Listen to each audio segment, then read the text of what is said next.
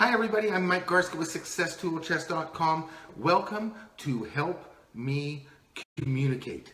I'm here to help you communicate, and so I'll be here every Wednesday morning at 10 a.m. Mountain Time to share some communications tips with you.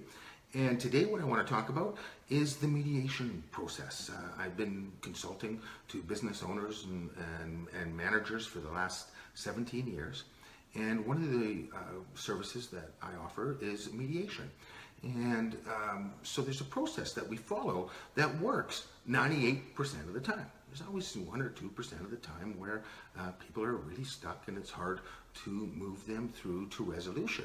Having said that, using the contact communication system that I've developed over the last few years works quite well to unstick people.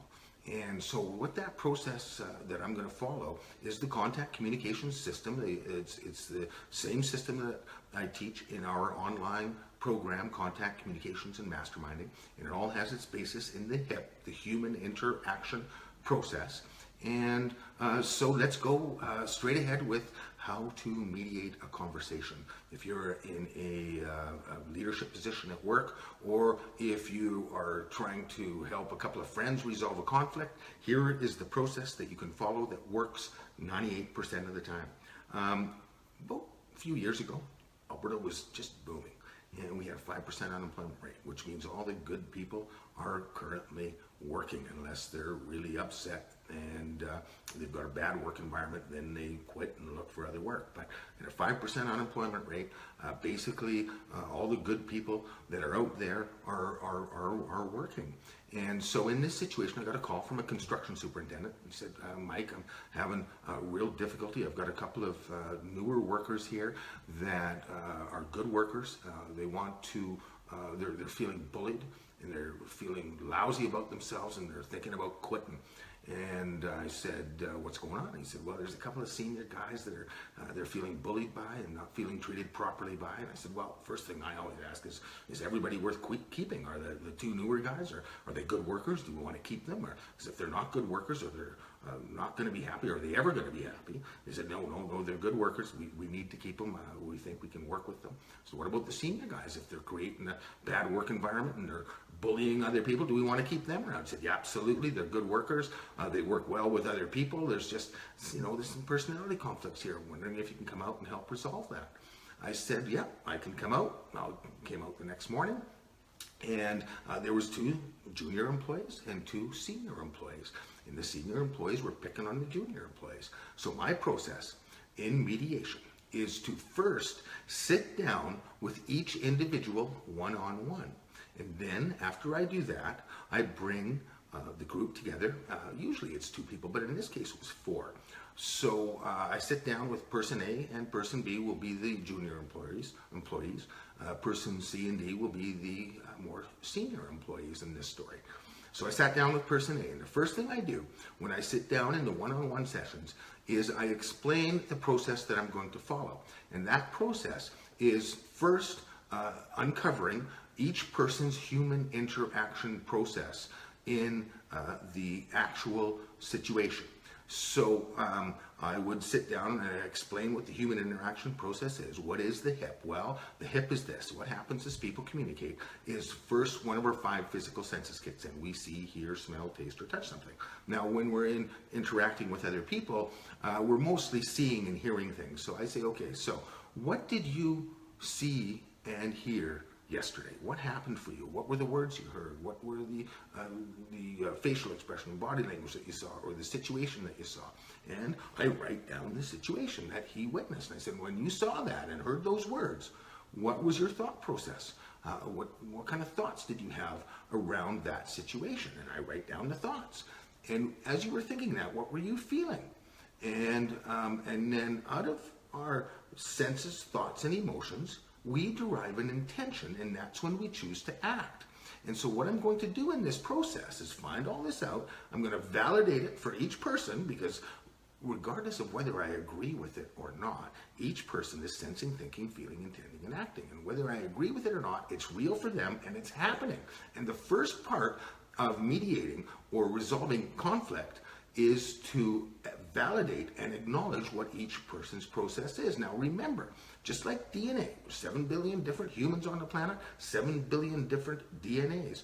And just like each person's DNA is unique, each person's HIP, or human interaction process, is also very unique.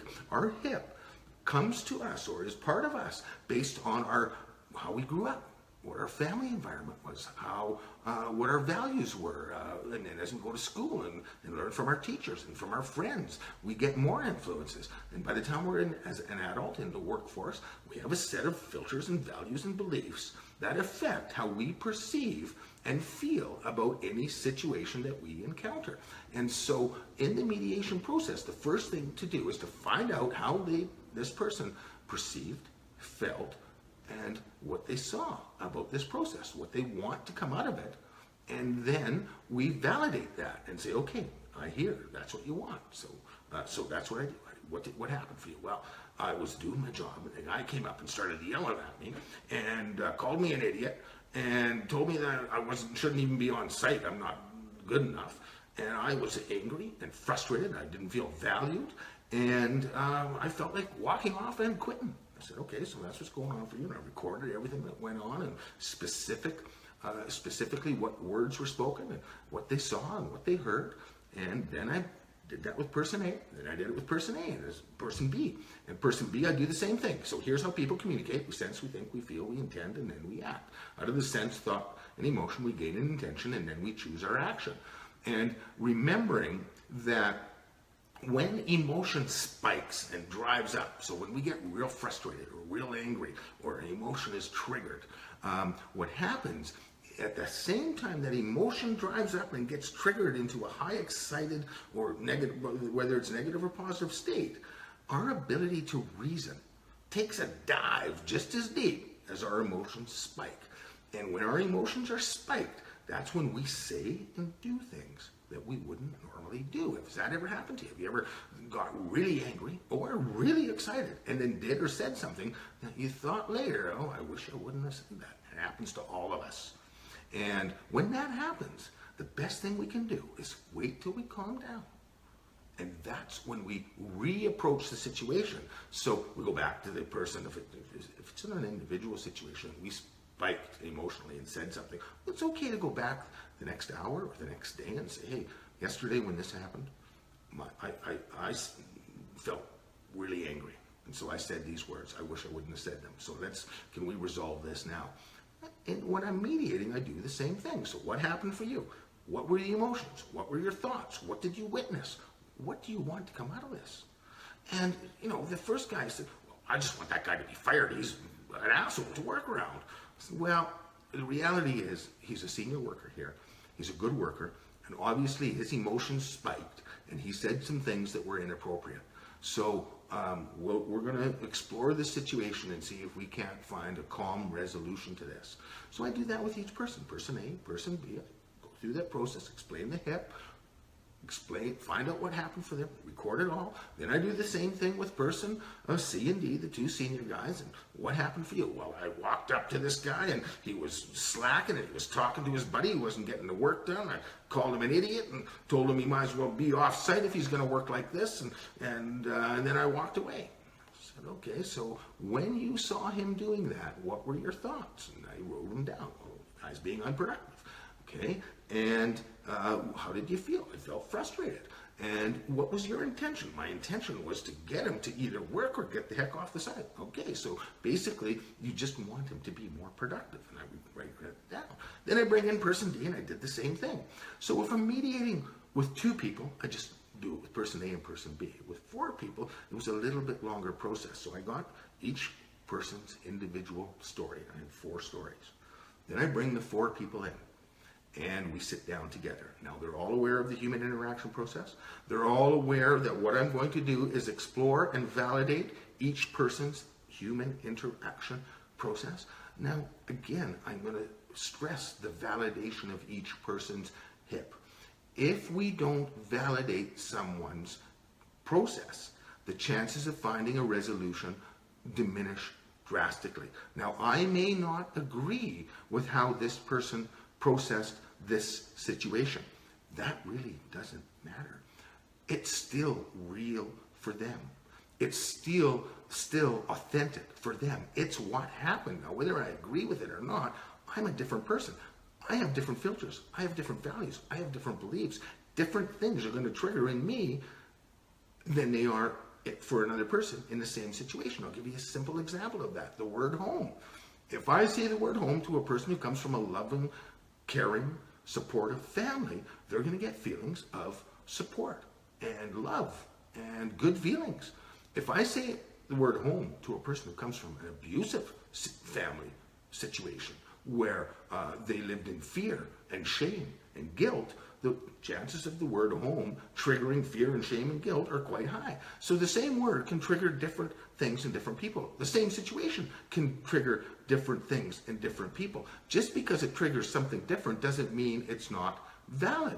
So in the mediation process, what we want to do is validate each individual's process. And I explained that whole situation to them. So when I'm mediating, people are aware that my position is to find out each person's hip and to validate it, and then to explore different ways to resolve and move forward after these situations and these hip triggers have happened. And so I'll go with person A. So when person A heard these words, this is what they thought. This is how they felt. What they want is to work in a decent work environment. Now, originally he said he wanted somebody fired, but really what he wanted is he wanted a decent work environment that he could work at, feel appreciated, and make a living so he could support himself and his family. And everybody wants to do that. Everybody basically has good intention. Now, sometimes that good intention gets clouded with negative feelings, and so the intention comes out as negative. But in fact, if we back it up, the intention is basically good. And that's what I uncover when I'm mediating. So I do it for person A. And I say, okay, so person A, this is what happened for them. Person C, when you hear that, what are your thoughts? When you hear those words, how do you think? And he'll share his story about what he thinks. And I said, okay, and we just validate it. We don't, I go through, when you hear that, what do you think? How do you feel? And what do you want to come out of this? And we just deal with what we just talked about and what the human interaction process was in that moment. And then I'll go to person B and say, okay, so this is what went on for person B. Person D, when you hear that, what do you think? And how do you feel? And as I go through each person's stuff, all four people are listening and starting to get an expansion of their thought process, an expansion of their emotional process, and more awareness of their intentional process. And so then, after I go through the A and B, the two junior guys, then I go to person C and D, and I go through their process. Okay, so let's back us up and let's start over again. And when person C came onto the site and saw you two guys talking, and work not getting done, and then he saw that this work was done inappropriately, he got really angry and frustrated, and he wanted to make sure that the job goes smoothly. And when he saw that, he saw things getting postponed and taking longer than they're supposed to, and he was afraid to get heck from the superintendent, and so he took his frustrations out inappropriately because he responded in a high emotional state, and so he said things that really should not have been said. And so it would have been better to say these things. And so person A, now that you've heard why this person reacted, when you hear that, how do you think? What do you think about that? How do you feel? And what do you want to come out of it? And what I find is in this mediation process of exploring each person's human interaction process and validating it, we find common ground in the intention that basically all the workers want the job to go well, so that they feel like they're contributing, so that they feel like they get accolades and pats on the back from the superintendent for doing a good job. They want to feel like they're bringing value to their work, so they get paid, so that they're getting paid fairly for what they're doing. And everybody wants a decent work environment. People don't want to be abused at work. And the senior guys don't want to feel unrecognized for their leadership by guys slacking or doing things. So we just acknowledge all of that. And what I find when I explore emotions in this mediation process, because people get different emotions triggered in different situations. But people can relate to the emotion always. Now, I might not be able to relate to frustration in this situation, but I can relate to frustration in other situations. And so I can relate to the frustration, and that's where we find common ground. Okay, so you know what it's like to feel frustrated? You know what it's like to feel frustrated? Neither of us wants to feel frustrated. What can we do in the future to avoid the frustration?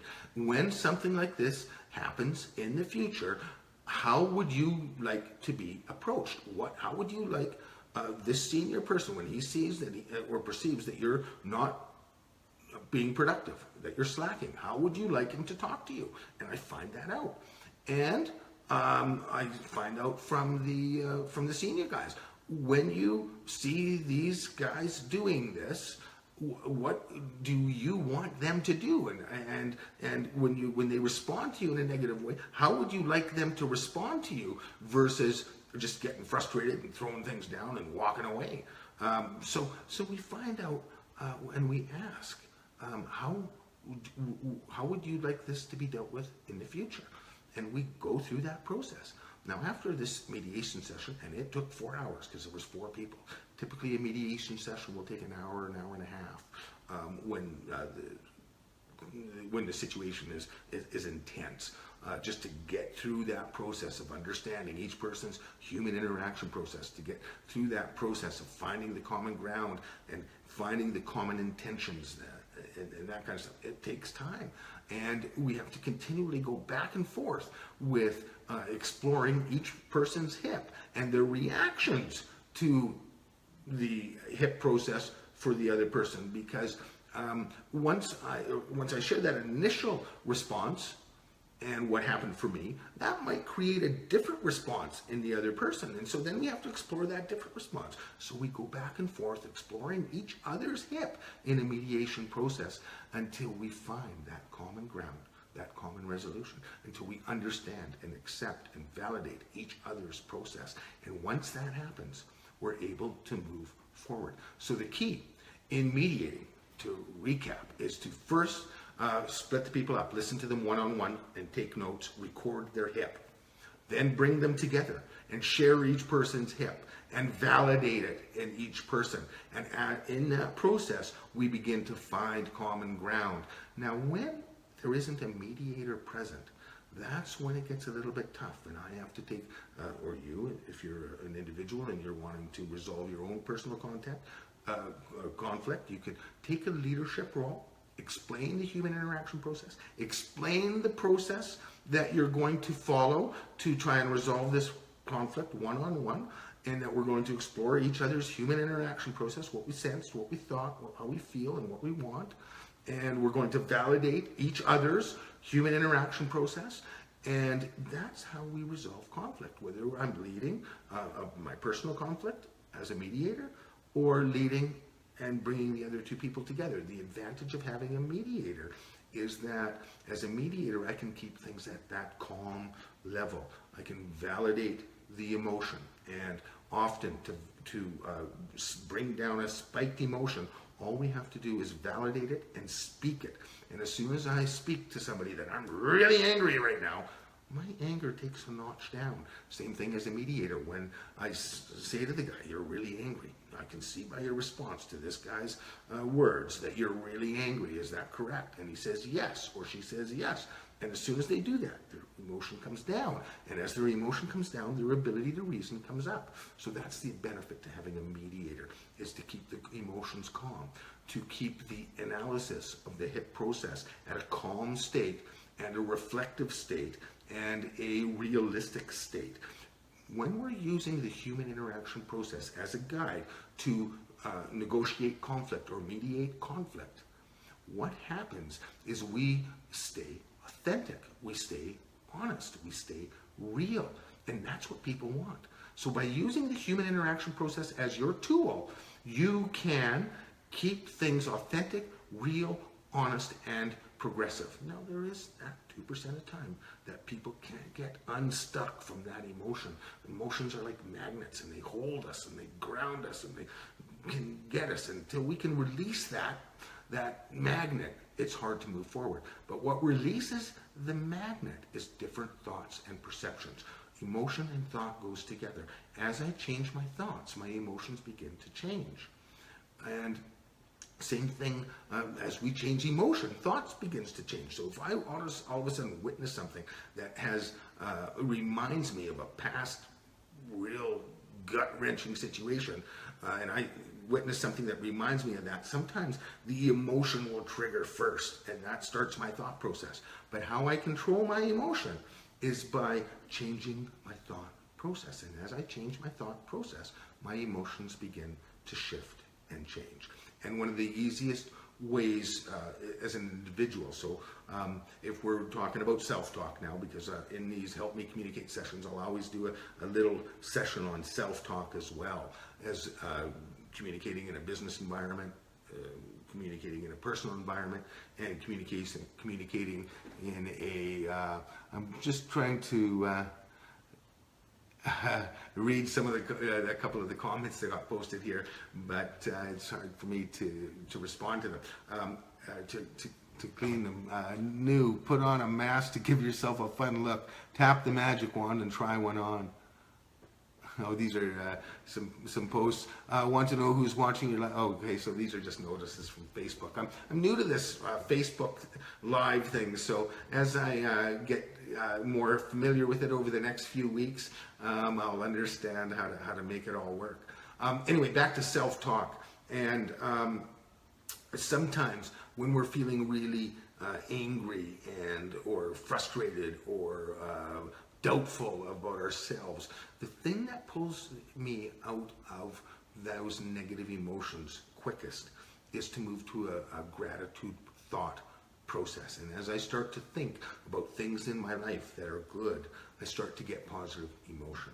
And it's very important in life, if we want to be successful, to maintain positive emotion. It's unrealistic to maintain it constantly, but there is processes that we can develop for ourselves, and each person is unique. So you have to find your own process. But in your self-talk, in your self-communications, find the processes that work for you to take you out of negative emotion when you notice that you're feeling it. And my process, 99% of the time, is to move to a gratitude place. So that's your self-talk on communications for today. Again, I just want to review that mediation process, and whether you're doing it for yourself with one-on-one with another person, or you're doing it for a couple of people, friends, or whether you're doing it in a work environment and mediating a couple co-workers. Explain the HIP process and sit with each person one-on-one. Then bring them together, go through the HIP processes, explore the intentions and the emotions, and validate each person's thoughts, emotions, what they heard, what they witnessed. Even if they were inaccurate, you might get the opportunity to correct the misinterpretations, but explore them, validate them, and look for common ground, and you will move 98% of the time to a resolution agreement. And that's how you mediate. A couple other quick tips for today is one of the biggest things that I talk about in the contact program is to avoid negative labeling and name calling. When we use negative labeling and name calling in our communications process, we invoke negative emotion. And when we invoke negative emotion in others, eventually that's going to come back to us. That's the way the law of attraction works. So one of the things we want to avoid when we're communicating on a personal level or in a work environment is avoiding the negative labeling and name calling. It's critical. Get in the habit of positive labeling and positive name calling. When it's a negative situation, instead of labeling somebody and name calling them, try exploring their HIP. What happened for you? So I see that this guy's doing something wrong. I'm feeling like he's an idiot. Instead of saying you're an idiot, hey, what made you do that, buddy? What you did this? Why did you do that? What did you see when you saw it? Like, what was your thought process? How do you feel? What's going on for you? What do you want here? And so acknowledge the circumstance, the situation, the action, and then explore backwards. So that was your action. What caused that action? What did you think? What did you see? What did you hear? How are your thoughts about that? What did you feel? What do you really want to come out of this? And then we back it up and we go there. And so instead of negative labeling or name calling somebody, explore their hip and ask some questions. It's a great little tip. Another personal communications tips that comes from Dale Carnegie, one of the great communicators of the 1900s. Talk about your own mistakes before criticizing. Let the other person save face. So when you notice that a person is making mistakes, the first thing to do is to relate to the mistake. Oh God, I remember when I did something like this.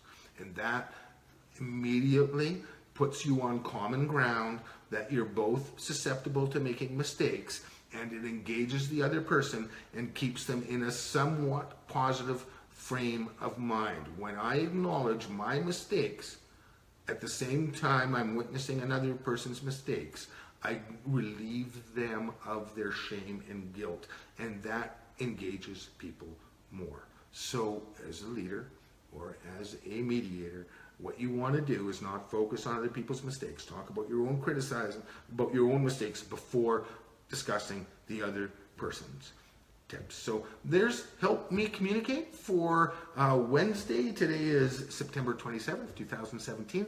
Thank you for being here. Thank you for watching. You go out and make it an awesome day. If you want a free download on the HIP, the Human Interaction Process, go to successtoolchest.com. Click on the HIP Free Communications Tool and sign up there. We'll send you give you access to the free PDF. If you want a full, effective communications course to help you become a great communicator, we have now launched the Communications and Mastermind Contact Communications and Masterminding Program from Success Tool Chest. Again, go to successtoolchest.com, click on the appropriate button, and you can sign up for a limited time. It's only $89. The normal price is $199. For the next couple weeks, we're selling it for $89. That's less than the price of a concert ticket or a good fight ticket. And I believe that people's communication skills development is worth the price of a concert ticket or a good fight ticket. Go to successtoolchest.com if you're interested in becoming a great communicator. Take the contact course, and I'll see you next Wednesday. Go out and make it an awesome day. Bye for now.